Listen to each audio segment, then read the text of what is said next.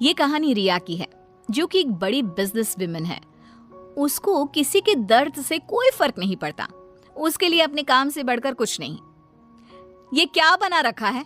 ये खिलाओगे तुम उनको? माफ करना छोटी मालकिन, मैं फिर से बना देता हूँ। अरे क्या हुआ बहू, क्यों चिल्ला रही हो इन पर इतनी सुबह सुबह? अब क्या कर दिया इन्होंने? मम्मी जी, अभी दोपहर को मेरे बहुत ही इंपॉर्टेंट गेस्ट आने वाले हैं और इनका खाना ऐसा है बेस्वाद। अगर ये खाएंगे तो क्या सोचेंगे? इनको अभी के अभी नौकरी से निकाल दो। मुझे ऐसे लोग काम पर नहीं चाहिए जिनको ठीक से काम करना नहीं आता। अरे लेकिन बहू, ये बहुत सालों से हमारे लिए काम कर रहे हैं, ऐसा कैसे निकाल दे? हाँ मेम साहब, मुझे नौकरी से मत निकालिए।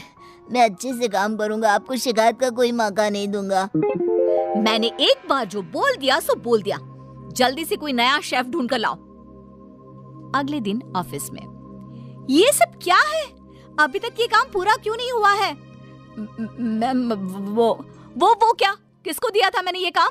उसको अभी मेरे सामने बुलाकर लाओ। जी मैम। मैम, वो सर्वर में थोड़ी दिक्कत आ गई थी। किसके? तुम्हारे या कंप्यूटर के?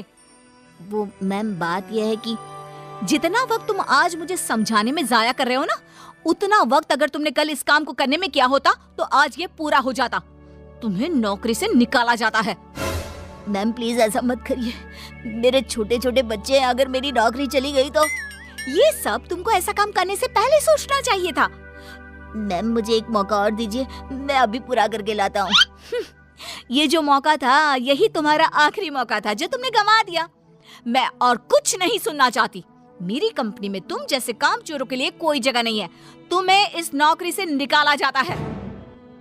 शाम को घर पर, मैंने सुना आज तुमने फिर किसी को नौकरी से निकाल दिया।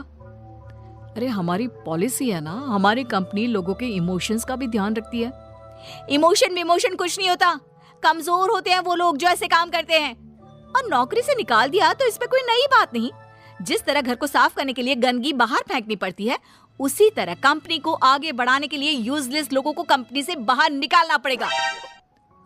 तुम लोगों की तुलना गंदगी से कैसे कर सकती हो? जिस स्पीड से तुम लोगों को निकालती हो, मुझे डर है कि किसी दिन कंपनी के सभी लोग ही ना निकल जाए। फिक्र मत करो, ऐसा कभी नहीं होगा। ऐसी बड़ी कंपनी में काम करने के लिए लोग तरसते हैं। जिनको नौकरी लग जाए वो खुशी से पागल हो जाते हैं। तो ऐसी कंपनी कभी खाली हो ही नहीं सकती। वैसे भी मुझे किसी की इमोशन से कोई लेना देना नहीं है। लेकिन बहू, तेरे स्वभाव को देखकर लगता है कि जरूर खाली होगी। अरे बहू, लोगों को दर्द होता है तो ये क्यों नहीं समझ पाती है? मम्मी जी, आप कब आई? आपको क्यों ऐसा लगता है? दर्द वर्द कुछ नहीं होता। कम से कम मैंने तो इस दर्द नाम की चिड़िया को कभी फील ही नहीं किया। क्योंकि बहू तो दूसरों की भावनाओं की कदर नहीं करती। दूसरे क्या सोच रहे हैं, क्या कर रहे हैं, वो क्यों नहीं कर पा रहे हैं, किसी की परवाह नहीं करती। ऐसा नहीं होता बहू। तो मम्मी जी, आप कह रही हैं कि मैं दूसरों की पर्सनल कामों के लिए अपना काम रोक दूं और उनसे उनका दुखड़ा सुनूं? हाँ बताओ भाई, क्या हुआ? नो वे।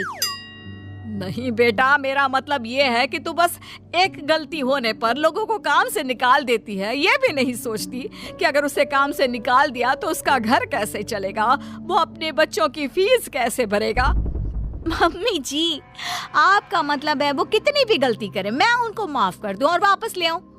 मम्मी जी, अगर मुझे ऐसा ही करना होता तो मैं कंपनी नहीं खोलती, कोई धर्मशाला खोलती, ताकि जिसका जब मन करे आए और जब मन करे जाए।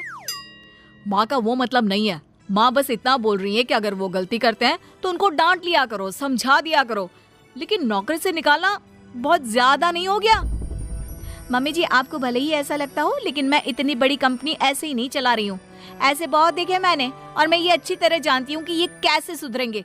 इसलिए आप चिंता मत कीजिए और आप प्लीज मेरे कामों में दखल मत दीजिए। मुझे अच्छी तरह पता है कि मैं क्या कर रही हूँ। एक दिन अचानक से रिया की बेटी की तबीयत बहुत खराब हो जाती है और रिया कंपनी की जरूरी मीटिंग छोड़ देती है। बहू, तू यहाँ क्या कर रही है? तेरी तो बहुत जरूरी मीटिंग थी ना? मम्मी जी, आप ऐसे समय में मीटिंग की बात कैसे कर सकती हैं? और मेरी बेटी कहाँ है? क्या हुआ है उसको? डॉक्टर ने क्या कहा? यूं अचानक से बेहोश कैसे हो गई?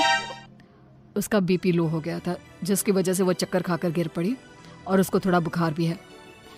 अच्छा हुआ, कोई ज्यादा घबराने वाली बात नहीं है, मैं तो डर ही गई थी।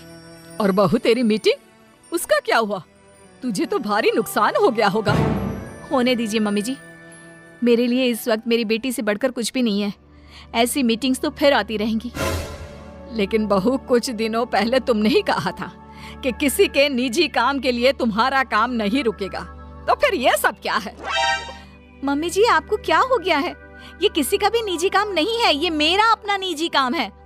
वही तो बहू, जब तुम्हारा काम था तो तुम सब कुछ छोड़कर यहाँ आ गई, और तुम चाहती हो कि दूसरों के घरों में कितनी भी परेशानी दिक्कत आ जाए, वो उसको छोड़कर अपने काम को पहली ड्यूटी समझे। लेकिन वही चीज अगर तुम्हारे साथ हो तो तुम अपनी पहली जिम्मेदारी अपने परिवार की तरफ समझती हो, उसके बाद तुम्हारा काम। ये कैसी नाइंसाफी है? उनके साथ तुम करो तो ठीक और वो करे तो गलत। आप सही कह रही हैं मम्मी जी, मैंने ये बात कभी समझी ही नहीं। अब तो समझ गई ना? अब से उनके साथ कुछ ऐसा मत करना, उनकी भी परेशानी समझने की कोशिश करना। हाँ मम्मी जी, अब मैं सब समझ गई हूँ। मुझे अपनी गलती का एहसास हो गया है। शायद सही कहते हैं लोग, जब तक वही दर्द आप खुद ना झेलो तब तक आप दूसरे के दर्द का अनुमान नहीं लगा सकते। मुझे ये देखकर अच्छा लगा बेटा कि तुम्हें बहुत जल्दी अपनी गलती का एहसास हो गया।